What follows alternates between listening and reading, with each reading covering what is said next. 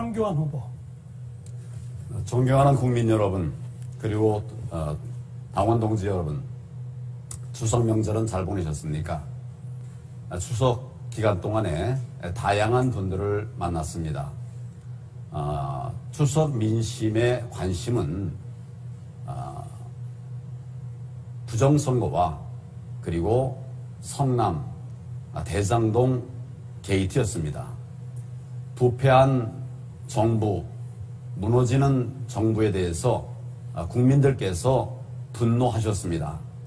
이 악패를 청산하고 민생을 되살리고 국정을 다시 살려내야 하겠습니다. 저 황교안이 국민과 함께 대한민국 살려내고 또 민생을 챙겨내겠습니다. 행동하는 정의, 황교안과 함께 해주시기 바랍니다. 감사합니다. 조심하시고요. 네. 공정과 상식을 허무는 더 큰 실수를 하신 게 또 있어요. 뭐냐면 지난 토론에 황교안 후보님이 4.15 총선 부정선거 가능성 물으니까 네. 의문이 있다. 검토해보겠다. 저 같으면요. 일고에 검토할 가치도 없다. 네. 그게 상식적인 판단 아닙니까? 아니 윤 후보님 그 네. 의문이 있다는 그 발언 때문에 우리 당 전체가 네. 부정선거 음모론을 쫓아가는 정당으로 지금 치부돼 버렸어요. 네. 당 전체 이미지가 훼손됐는데 그 책임감 안 느끼세요? 글쎄, 하여튼 뭐. 아니, 검토는 해보셨어요? 부정선거는 아닌지. 아니요, 검토를 할 수는 없는데 지금 우리 황교안 후보께서 그 동일과는 말씀을 하셨기 때문에 저는 나도 좀 이상하긴 했지만 명확한 증거가 없지 않느냐. 그렇게 말씀을 드린 것이거든요. 그러니까 그런 식으로 애매하게 두리뭉실하게 하면 리더 자격이 없어요. 왜냐? 부정선거라는 건 엄청난 거거든요. 네. 법치를 무너뜨리고 민주주의를 무너뜨리는 것인데 네. 이런 우리의 국기를 혼란시키는 이런 발언에 대해서 명확하게 그건 사실이 아니다. 그럴 가능성이 전혀 없다라고 끊지 않으면 누구나 저 사람은 일견 동조하는 거 아니야? 이런 의심을 할 수밖에 없는 거죠. 그래서 제가 문제 삼는 거는 공정과 상식이라는 건 평소 몸에 체질화돼서 우러나와야지 몸에 배어있지도 않고 슬그머니 얹혀져 있는 이런 상태다. 저런 준비 상태로는 대선 나가면 필패다. 이런 지금 제가 조언을 드리는 거고요. 정말 저는 창피했어요. 이런 음모론에 우리 당이 휘말려야 되겠습니까? 최 후보님도 음모론에 휘말리신 거 아니에요? 뭐 글 올렸다가 삭제했네. 뭐 삭제했어요? 저는 그런 의미로 올린 거야. 근데 왜 삭제하셨어요? 선거 관리의 공정성이라는 것은 이제 우리 대의민주주의에서 가장 중요한 가치인데 많은 대법원에서 검표하는 과정에서 좀 비정상적인 투표지가 나온 것 때문에 대법원에서 조작된 증거가 없다고 발표를 했습니다. 물론 그렇습니다. 대법원에서 그런 판결을 했는데 평생 법조인을 살아온 두 분이 대법원 판결을 아는지 모르는지 대법원이 그걸 판결을 했습니까? 대법원 입장을 냈죠. 조작된 증거가 없다고. 그리고 지금 판결이 남아있는 거는 유효투표는 아니냐 이거예요. 예. 조작 여부는 이미 끝났고요. 예, 그래서 그 하여튼 부분은 저는 선거 관리의 공정성에 법관 출신 분들이 법치주의를 오히려 저는 잘못 이해하고 있다. 선관위에서는 좀 해명을 할 필요가 있다. 뭐 이렇게 말씀드립니다. 그리고 제가 황 후보님한테 질문 드렸 다음은 황교안 후보 6분 주도권 토론 시작하세요. 예, 지난 1차 토론회에서 저는 대법원이 주관한 재검표 때 실제로 나온 불법 투표지들에 대해서 말씀을 드렸습니다. 예를 들면 배춧잎 투표지 그리고 일장기 투표지 요걸 좀 이렇게 좀 가까이에서 확대해서 비춰주시면 좋겠습니다. 우리 방송에서 예 그렇습니다. 감사합니다. 그리고 본드로 붙어있는 투표지 등을 보여주면서 4.15 총선이 총체적 부정선거였다고 제가 말씀을 드렸습니다. 인천 연수울, 경남 양산, 서울 영등포 의뢰 재검표 과정에서 부정선거의 증거물들이 계속 쏟아져 나오자 법원은 급기야 10월 1일로 한 차례 연기했던 청주 상당구 재검표를 아예 내년 대선 이후로 또다시 연기해 버렸습니다. 4.15 총선 이후 120곳 이상에서 선거 소송이 제기되었습니다. 이 자체가 초유의 일입니다. 선거일로부터 180일 이내에 처리해야 하는 선거 사무를 법원이 다른 기관도 아니고 법원이 계속 미루고 있는 것, 이건 정말 그 자체가 불법이라고 저는 생각을 합니다. 저는 대한민국에서 가장 오래 선거 사범을 수사했던 전문가입니다. 이런 제가 재검표 현장에 가서 직접 제 눈으로 확인한 쏟아지는 가짜 뉴스 투표지들을 제가 두 눈으로 똑똑히 보고 확인했습니다. 한 번도 접지 않은 빳빳한 투표지가 최소 40%가 됐습니다. 관내 사전투표지 이송 과정에서는 50분이면 될 거리를 여기저기 빙빙 돌아가지고 11시간 30분 만에 도착했다고 하는 이런 엉터리 기록도 있습니다. 또 선거인 수보다 투표수가 더 많이 나온 것도 여러 번 있습니다. 선거인 명부 역시 엉터리였습니다. 이미 돌아가신 많은 분들의 이름이 선거인 명부에 버젓이 적혀 있습니다. 한번 보십시오. 영등포 을에서는 134세 2명을 비롯해서 사실상 유령 인물인 100세 이상 투표 선거권자가 46명이 됐습니다. 이러한 명백한 증거들에 입각해서 저는 중앙선관위가 4.15 부정선거를 주도했으며 또 대법원이 증거인멸에 앞장서고 있다고 선언했습니다. 우리 최재형 후보님께 여쭙겠습니다.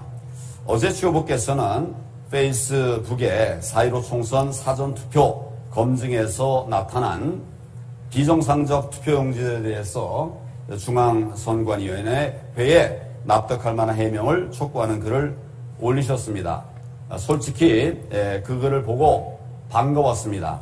그런데 그 후 얼마 되지 않아서 입장을 바꾸고 또 나중에는 아예 내려버렸습니다. 지난 4.15 부정선거에 대한 후보님의 명확한 입장이 뭔지 말씀해 주시면 고맙겠습니다. 네. 어제 제가 페이스북에 글을 올린 게 두 가지입니다. 하나는 선거관리의 부실에 관해서 선관위의 납득할 만한 설명을 촉구한 내용이고, 또 하나는 선거 4.15 총선의 특히 사전 투표 관련해서 많은 의문들이 있지만 그렇다고 해서 정권 교체를 바라는 우리 국민들이 결코 투표를 포기해서는 안 된다. 그것이 두 글의 요지입니다. 그런데 다소 표현에 있어서 좀 오해할 수 있는 부분이 있다고 생각이 돼서 그것을 내렸고, 지금 말씀드린 게 저의 입장입니다. 예, 좀 더 분명한 입장을 말씀해 주시면 좋겠다 이런 생각을 합니다. 홍준표 후보님께 묻겠습니다.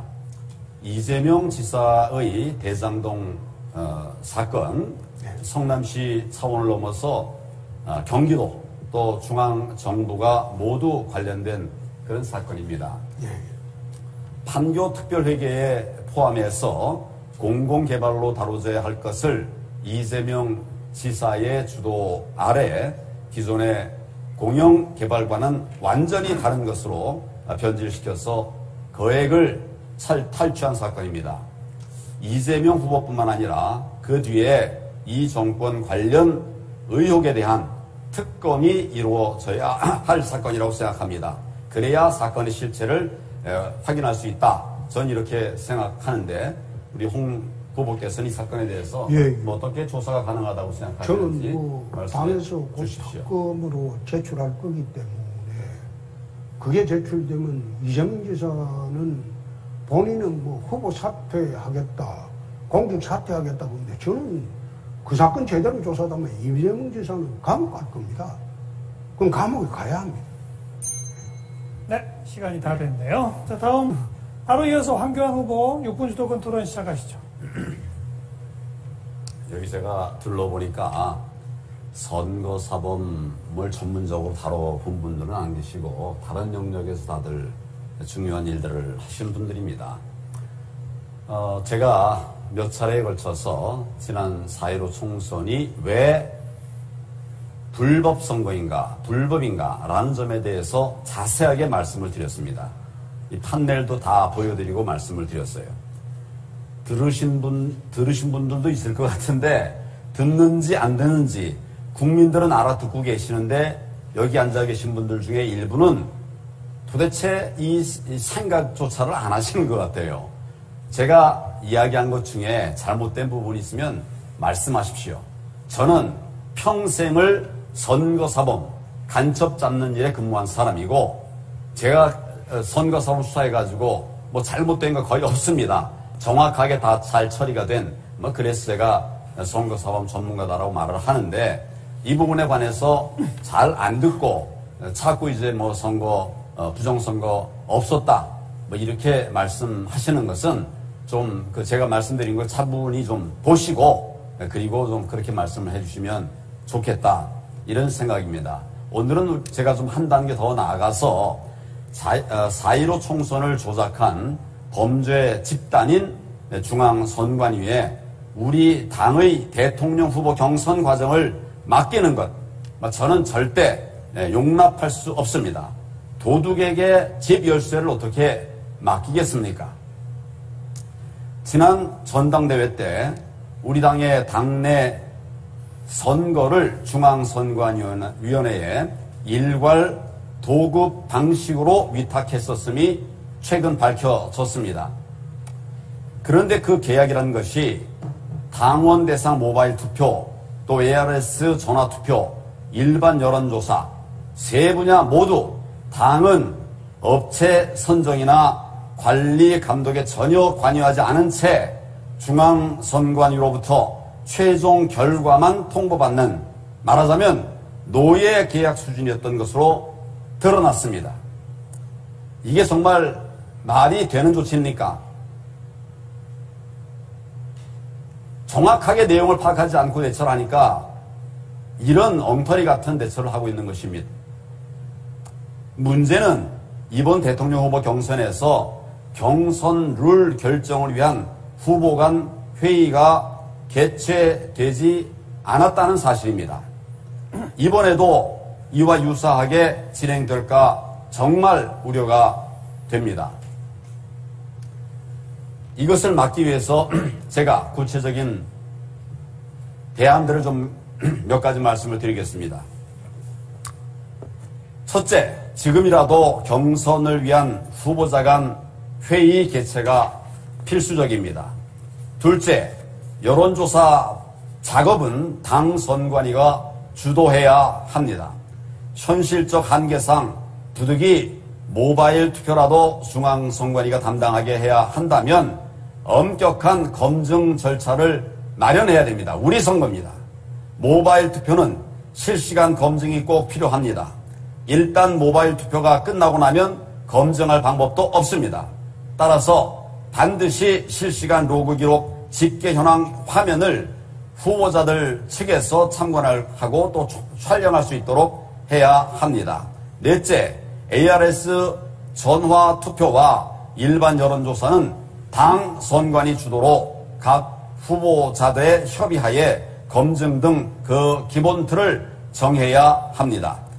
다섯째, 여론조사 기초 자료인 당원 명부 역시 공정성을 확보할 수 있는 검증 절차를 마련해야 됩니다. 여섯째, 일반 여론조사는 통신사가 제공을 하고 있습니다. 그런데 여론조사 기초풀 명단의 공정성이 의심됩니다. 이걸 검증할 수 있어야 합니다. 지난번에 윤석열 후보께서 말씀을 좀 하셨다가 오늘 좀 다른 말씀을 하시니까 제가 묻겠습니다.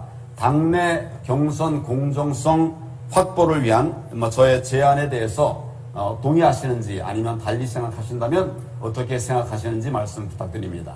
우리 황 후보님의 그 말씀에 대해서도 저는 깊이 공감을 하고 있습니다만은 일단 이게 또 시작이 됐는데 다시 또 이 룰을 바꾼다든지 하는 것이 어떤지 거기에 대해서는 지금 답변 드리기가 좀 그렇습니다만. 지금 시작된 것이 아니라 아직 시작이 안 됐습니다. 네. 이제 앞으로 있을 것입니다. 그렇기 때문에 잘못된 룰에 의해서 우리가 이 경선해봐야 네. 뭐 정해놓은 상대방이 정해놓은 틀에 따라서 우리가 네. 되고 안 되고가 당락 결정되면 되겠습니까? 이 부분에 대해서 좀 잘 좀 검토를 해보시고 정말 제대로 된 이런 경선이 이루어져야 된다 이런 생각을 합니다.